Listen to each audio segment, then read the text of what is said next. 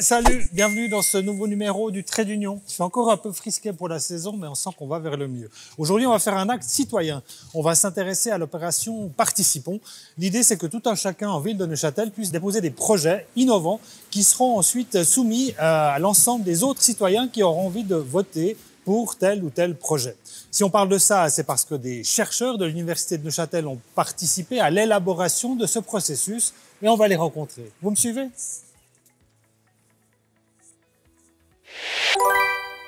Et pour parler de ce budget d'innovation collaborative, je suis en compagnie de Hugues Jeanneret et Pauline Lavanchy.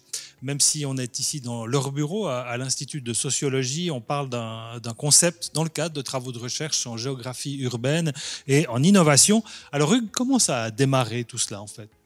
Tout cela a démarré avec une demande relativement simple de la ville. C'est finalement comment est-ce qu'on peut développer une stratégie de ville intelligente qui utilise quelque part les technologies numériques au service de la population. Et alors, Pauline Lavanchy, où on en est dans ce processus d'appel à idées ? Alors, le budget d'innovation collaborative a été lancé le 19 mars et puis jusqu'au 10 mai, on est dans la phase d'appel à idées. Donc, tous les résidents et résidentes dès 12 ans qui habitent dans la commune peuvent déposer une idée sur le site participons.ch et toutes les associations et les entreprises peuvent également déposer une idée, mais sur le site N-Booster. Et pour les projets qui seront sélectionnés, qu'est-ce que ça va être les prochaines étapes ?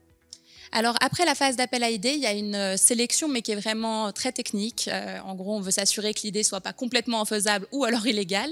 Et ensuite, toutes les personnes qui ont passé cette petite phase de sélection participent à la phase de co-création. Et la phase de co-création, elle a pour objectif de créer des consortiums de projets où il y aura au minimum une personne physique et une personne morale. Vous allez devoir trouver l'équilibre en fait entre l'aspect visionnaire de quelque chose et sa faisabilité technique à quelque part. Exactement, et puis les projets pendant la phase de co-création pourront finalement passer de la phase d'idée à la phase de projet et seront accompagnés jusqu'en septembre avant le vote pour avoir cette forme finale. Hugues, c'est quoi l'intérêt finalement pour l'université de vivre de tels projets ?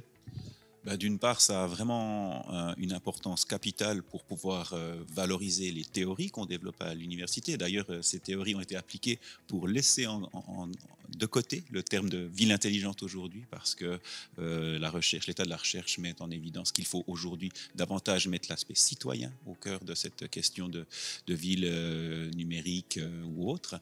Et aussi, l'autre aspect, c'est finalement de jouer la carte d'une université impliquée dans la société dans laquelle elle se développe, dans laquelle elle vit également.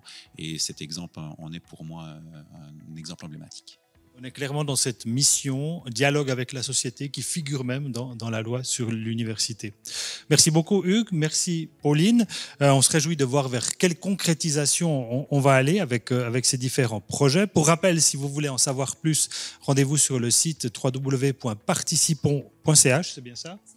C'est parfait. Et nous, pour l'instant, on va faire un grand saut dans tout ce qui fait le sel de l'actualité à l'UNINE. C'est les brèves de l'Uni. L'édition 2024 de la qualification neuchâteloise de ma thèse en 180 secondes a vécu. 8 doctorants issus des 4 facultés ont participé. Le doctorant en droit Félix Delerme a remporté cette édition avec une présentation consacrée à la responsabilisation des entreprises en matière de santé publique. Les 2 autres lauréates sont Léonore Bonin avec l'intelligence des poissons nettoyeurs et Maroussia Nicolet Di Félix avec la notion de bonheur chez les personnes émotionnellement intelligentes. Tous 3 participeront à la finale suisse le 20 juin prochain à Fribourg. Le replay de cet événement est à voir sur la chaîne YouTube de l'UNINE. Le but de la Nuit des carrières est de permettre aux étudiants de préparer au mieux leur entrée dans la vie professionnelle grâce à des ateliers et à des rencontres avec des professionnels dans un cadre convivial et festif. La dernière édition s'est tenue mi-avril et a rassemblé près de 200 étudiants préparant leur avenir professionnel. Les nouveautés de cette année ont porté sur l'intelligence artificielle et les nouvelles tendances des CV, à savoir par exemple le CV en vidéo. À vos mollets sans dérailler, un nouveau mois de mai arrive sous le signe du vélo. Qu'elle soit mue à la seule force des gambettes ou voltaïquement assistée, votre monture peut participer à Bike to Work 2024. À cette occasion, la coordination développement durable de l'UNINE, Unidée, organise une roue de la fortune et un tirage au sort avec plus de 70 lots à gagner d'une valeur totale de 800 francs. La PUNINE, l'association des professeurs de l'UNINE, recevait un invité de marque le 23 avril dernier en la personne du professeur Binchedler, professeur honoraire de sciences politiques de l'Université de Lausanne. Il était présent pour dresser le portrait robot d'un professeur au XXIe siècle. C'était le titre de cette conférence donnée également par Muriel Surdé, sociologue des professions à l'Université de Fribourg. Vous l'aurez compris avec ces images, le professeur Binchedler n'est autre qu'une caricature proposée par le vulgarisateur et comédien Vincent Cuchol. Nous avons notamment demandé à Vincent Cuchol, à l'issue de cette conférence, ce qui l'avait inspiré pour créer son personnage. J'ai fait des études jusqu'en 2001 et donc je me suis inspiré un petit peu des souvenirs que j'ai de cette époque lointaine pour proposer justement à l'auditoire le cliché un peu du vieux prof, pour peut-être le mettre en regard du prof contemporain qui connaissent sans doute tous. À la suite de cela, il y a eu des questions. Il y a eu aussi toute une conférence donnée par une professeure de sociologie de l'Université de Fribourg, Muriel Surdé. Et les questions qui ont été posées ou les remarques qui ont été prononcées après, qu'est-ce que ça a suscité en vous? Plein de nouveaux sujets de réflexion par rapport au rôle du professeur d'université dans la société, à son rôle potentiellement politique, à comment il se fait attaquer, à l'image des journalistes ou des scientifiques de manière générale. Pour vous, après avoir vécu cet événement, le professeur d'université idéal du XXIe siècle, si vous vous exprimez en tant que citoyen, qu'est-ce qu'il et elle pourraient être? Quelqu'un qui est sensible à son rôle, non seulement au sein de l'université, mais aussi au sein de la société, quelqu'un qui soigne les liens, c'est-à-dire qui sait communiquer avec la cité, quelqu'un qui est doué d'une éthique irréprochable, quelqu'un qui est aussi doté de certaines compétences peut-être de comédien, parce que parfois c'est aussi important de savoir porter le message en soignant la forme. C'est sans doute la partie la moins importante du portrait robot que je viens de dresser, mais et puis quelqu'un de compétent, évidemment. Ça vous arrive souvent de participer à ce genre d'événement? Très, très rarement. Et vous avez du plaisir? J'ai eu du plaisir. Beaucoup. En tout cas, merci beaucoup d'être venu à Neuchâtel. Merci de la présence. Et puis, salutations à l'autre Vincent. Au plaisir.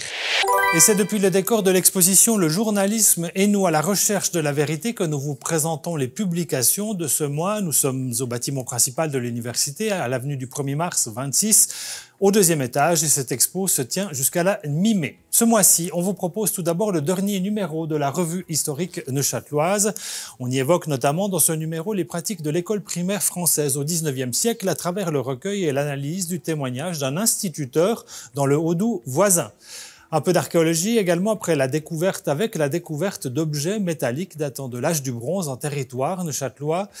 Un texte de Jacques Bujard qui, soit dit en passant, quitte la présidence du comité de rédaction de la revue historique neuchâteloise. Un texte sur l'ancienne église Saint-Martin située entre Cornau et Cressier.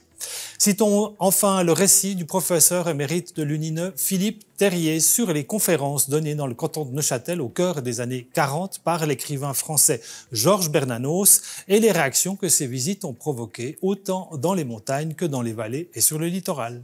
Et l'on revient à la thématique que nous abordions en début de ce trait d'union. Science sur la ville, c'est le titre du dernier numéro du magazine de l'UNINE à la une. Il présente les zones urbaines à la lumière des sciences, qu'elles soient abordées sous un angle historique, géographique ou encore écologique. Les villes constituent des sources d'observation riches en enseignements. Quelques-unes des questions posées dans ce numéro. L'urbanisation est-elle envisageable dans une perspective durable? Les coopératives d'habitation représentent-elles un mode de logement écologique? Dans un contexte de réchauffement climatique, quel rôle jouent les sols, des espaces verts? Enfin, l'accueil des requérants d'asile et le pouvoir des données récoltées en temps de crise complètent ce panorama des recherches menées à l'université de Neuchâtel sur les villes.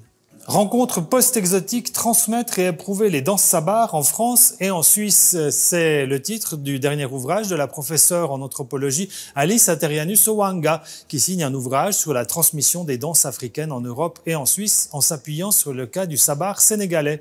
Ce livre explore notamment les relations sociales et les circuits d'échange générés autour de la transmission de ce répertoire. L'auteur développe même le concept de Méditerranée noire, un espace transnational méditerranéen où se redéfinissent les identités, les rapports de pouvoir et des représentations de l'Afrique à travers les mouvements de danse et de population. Rencontre post-exotique, transmettre et éprouver les danses sabar en France et en Suisse, c'est édité aux presses universitaires de Paris-Nanterre. Ethno toujours avec le dernier numéro de l'Ethnoscope consacré au travail d'une ancienne étudiante de l'Institut d'ethnologie, Être sorcière. Léna Rossel analyse la figure de la sorcière dans ce dernier numéro. Elle cherche à comprendre comment et pourquoi certaines personnes se réapproprient aujourd'hui cette figure de la sorcière. Il y a la sorcière vectrice d'empowerment, il y a la sorcière comme figure du contre-pouvoir dans les mouvements féministes et écoféministes hier et aujourd'hui. Alors, la sorcière est-elle à nouveau bien aimée? Réponse dans cette revue. La revue Ethnoscope est éditée et publiée par l'Institut d'ethnologie de l'Université de Neuchâtel. Et on termine ces publications avec le dernier numéro du bulletin de la Société neuchâteloise des sciences naturelles. On y relève notamment un article sur les sols tourbeux et un gros dossier sur la présence du muscardin. Ouvrant les pages de ce numéro, le directeur du Jardin botanique de Neuchâtel, Blaise Mühlhauser, et le chercheur de l'UNINE, Baptiste Beauvais, s'interrogent sur la possibilité de constituer des îlots de fraîcheur en couvrant les toits de tourbe. Intéressant, non ? Concernant le muscardin, ce n'est pas un vin, mais un rongeur, la directrice du laboratoire de biologie de la conservation, Clara Zem, co-signe avec 3 autres chercheurs un dossier fouillé sur la présence de ce muscardin dont l'espèce est bien établie, notamment dans la zone agricole du Val-de-Rue. Tout ça, c'est aux éditions Alphil.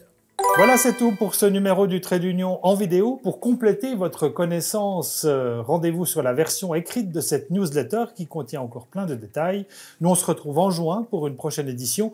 D'ici là, bons exas à celles et ceux qui en passent. Ah oui, et n'oubliez pas de profiter de visiter cette expo sur le journalisme au bâtiment principal de l'UNINE. À la mi-mai, c'est fini. Salut!